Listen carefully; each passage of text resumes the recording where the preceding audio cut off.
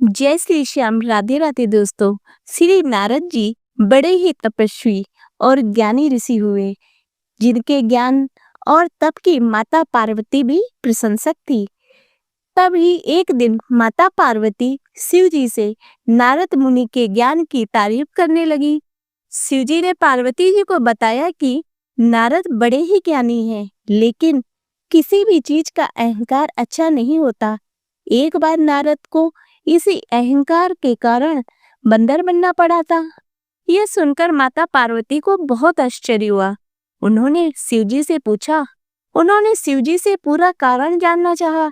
तब शिवजी ने बताया, इस संसार में कोई कितना ही बड़ा ज्ञानी हो, लेकिन श्री हरि को चाहते हैं लेकिन श्री हरि जो चाहते हैं वो उसे बनना ही पड़ता है। नारद को एक बार अपने इसी तप और बुद्धि का अहंकार हो गया था। इसीलिए नारद को सबक सिखाने के लिए श्री विष्णु जी को एक युक्ति सूझी। हिमालय पर्वत में एक बड़ी पवित्र गुफा थी। उस गुफा के निकट ही गंगा जी बहती थी। वह परम पवित्र गुफा नारद जी को अत्यंत सुहावनी लगी। वहां के पर्वत, नदी और वन को देखकर उनके हृदय में श्री हरि विष्णु की भक्ति जाग उठी और वे वहीं बैठकर तपस्या में लीन हो गए। नारद मुनि की इस तपस्या से देवराज इंद्र भयभीत हो गए कि कहीं देवर्षि नारद अपने तप के कारण उनका स्वर्ग ना छीन ले। नारद जी की तपस्या भंग करने के लिए कामदेव को उनके पास भेज दिया। वहां पहुंचकर कामदेव ने अपनी माया से वसंत ऋतु को उत्पन्न किया। पेड़ और पत्ते पर रंग बिरंगे फूल खिल गए, कोयले कूकने लगे और भौरे गुंजार करने लगे। शीतल मंद सुगंधित हवा चलने लगी, अप्सराएं नाचने लगी। किंतु कामदेव की किसी भी माया का नारद मुनि पर कुछ भी प्रभाव नहीं पड़ा। तब कामदेव को डर सताने लगा कि कहीं नारद जी मुझे श्राप न दे दें। इसीलिए उन्होंने नारद जी से क्षमा मांगी। नारद मुनि को थोड़ा भी क्रोध नहीं आया और उन्होंने कामदेव को क्षमा कर दिया। कामदेव वापस अपने लोक में चले गए। कामदेव के चले जाने पर नारद मुनि के मन में अहंकार हो गया कि मैंने कामदेव को जीत लिया। वहां से वे शिवजी के पास चले गए और कामदेव को हराने का हाल कह सुनाया। भगवान शिवजी समझ गए कि नारद मुनि को अहंकार हो गया है। शंकर जी ने सोचा, यदि इनके अहंकार की बात विष्णु जी जान गए तो नारद के लिए अच्छा नहीं होगा। इसीलिए उन्होंने नारद जी से कहा कि तुमने जो बात मुझे बताई है उसे श्री हरि को मत बताना। नारद जी को शिव जी की यह बात अच्छी नहीं लगी। उन्होंने सोचा कि आज तो मैंने कामदेव को हराया है और ये भी किसी को नहीं बताऊं। नारद जी क्षीर सागर पहुंच गए और शिवजी के मना करने के बाद भी सारी कथा उन्हें सुना दी। भगवान विष्णु समझ गए, आज नारद जी को अहंकार ने घेर लिया है। अपने भक्त के अहंकार को वे सह नहीं पाते। इसीलिए उन्होंने अपने मन में सोचा कि ऐसे उपाय करूंगा नारद जी का घमंड भी दूर हो जाए और मेरी लीला भी चलती रहे। नारद जी जब श्री विष्णु जी से विदा होकर चले तो उनका अभिमान और भी बढ़ गया। इधर श्री हरि ने अपनी माया से नारद जी के रास्ते में एक बड़े ही सुंदर नगर को बना दिया। उस नगर में शील निधि नाम का वैभवशाली राजा राज्य करता था। उस राजा की विश्व मोहिनी नाम की बहुत ही सुंदर पुत्री थी, जिसके रूप को देखकर लक्ष्मी जी भी मोहित हो जाएं। विश्व मोहिनी स्वयंवर करना चाहती थी, इसीलिए कई राजा उस नगर में आए हुए थे। नारद जी उस नगर के राजा के यहाँ पहुंचे तो राजा ने उनका पूजन करके उन्हें आसन पर बिठाया। फिर उनसे अपनी कन्या की हस्त रेखा देखकर उसके गुण दोष बताने के लिए कहा।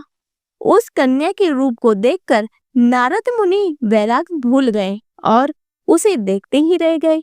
उस कन्या की हस्त रेखा बता रही थी, उसके साथ जो विवाह करेगा वह अमर हो जाएगा। उसे संसार में कोई भी जीत नहीं सकेगा और संसार के समस्त जीव उसकी सेवा करेंगे। यह बात नारद मुनि ने राजा को बताई। अब नारद जी ने सोचा कि कुछ ऐसा उपाय करना चाहिए कि यह कन्या मुझसे ही विवाह करे। ऐसा सोचकर नारद जी ने श्री हरि को याद की और भगवान विष्णु उनके सामने प्रकट हो गए। नारद जी ने उन्हें सारी बात बताई और कहने लगे, हे नाथ, आप अपना सुंदर रूप दे दो ताकि मैं उस कन्या से विवाह कर सकूं। भगवान हरि ने कहा, हे नारद, हम वही करेंगे जिसमें आपकी भलाई हो। ये सारी विष्णु जी की ही माया थी। विष्णु जी ने अपनी माया से नारद जी को बंदर बना दिया। नारद जी को यह बात समझ में नहीं आई। वे समझे कि मैं बहुत सुंदर लग रहा हूँ। वहां पर छिपे हुए शिव जी के 2 गणों ने भी इस घटना को देख लिया। ऋषि राज नारद तत्काल विश्व मोहिनी के स्वयंवर में पहुंच गए और साथ ही शिव जी के वे दोनों गण भी ब्राह्मण का रूप बनाकर वहां पहुंच गए। वे दोनों गण नारद जी को सुनाकर कहने लगे कि भगवान ने इन्हें कितना सुंदर रूप दिया है, राजकुमारी सिर्फ इन पर ही रिझेगी। उनकी बातों से नारद जी मन ही मन बहुत खुश हुए। स्वयं भगवान विष्णु भी उस स्वयंवर में एक राजा का रूप धारण करके आए हुए थे। विश्व मोहिनी ने कुरूप नारद जी की तरफ देखा भी नहीं। नारद जी को अपनी असली रूप वापस मिल गया था, लेकिन भगवान विष्णु पर उन्हें बहुत गुस्सा आ रहा था, क्योंकि विष्णु जी के कारण ही उनकी बहुत हंसी हुई थी।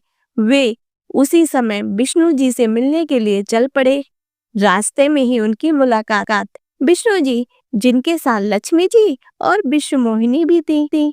उन्हें देखते ही नारद जी ने कहा, आप दूसरों की खुशियां देख नहीं सकते? आपके भीतर तो ईर्ष्या और कपट ही भरा हुआ है। समुद्र मंथन के समय राक्षसों को मदिरा पिला दिया था और स्वयं लक्ष्मी जी और कास्तुक मणि ले गए थे। आप बड़े धोखेबाज हो और मतलबी भी हो। हमेशा कपट का व्यवहार करते हो। हमारे साथ जो किया है उसका फल जरूर पाओगे। आपने मनुष्य रूप धारण करके विश्व मोहिनी को प्राप्त किया है, इसलिए मैं आपको श्राप देता हूँ कि आपको मनुष्य जन्म लेना पड़ेगा। आपने हमें स्त्री से दूर किया है, इसीलिए आपको भी स्त्री से दूरी का दुख सहना पड़ेगा। और आपने मुझे बंदर का रूप दिया है, इसीलिए आपको बंदरों से ही मदद लेनी पड़ेगी।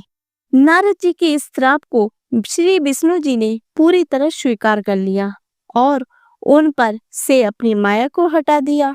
माया के हट जाने से अपने द्वारा दिए गए श्राप को याद करके नारद जी को बहुत दुख हुआ, किंतु दिया गया श्राप वापस नहीं हो सकता था। इसीलिए श्री विष्णु जी को श्री राम रूप में मनुष्य बनकर अवतरित होना पड़ा तथा सीता जी के वियोग का दुख सहना पड़ा और युद्ध में बंदरों से सहायता लेनी पड़ी थी। तो दोस्तों, आशा करती हूँ कि आपको ये कथा पसंद आई होगी। यदि ये कथा पसंद आई हो तो इसे लाइक करें तथा चैनल को सब्सक्राइब करें।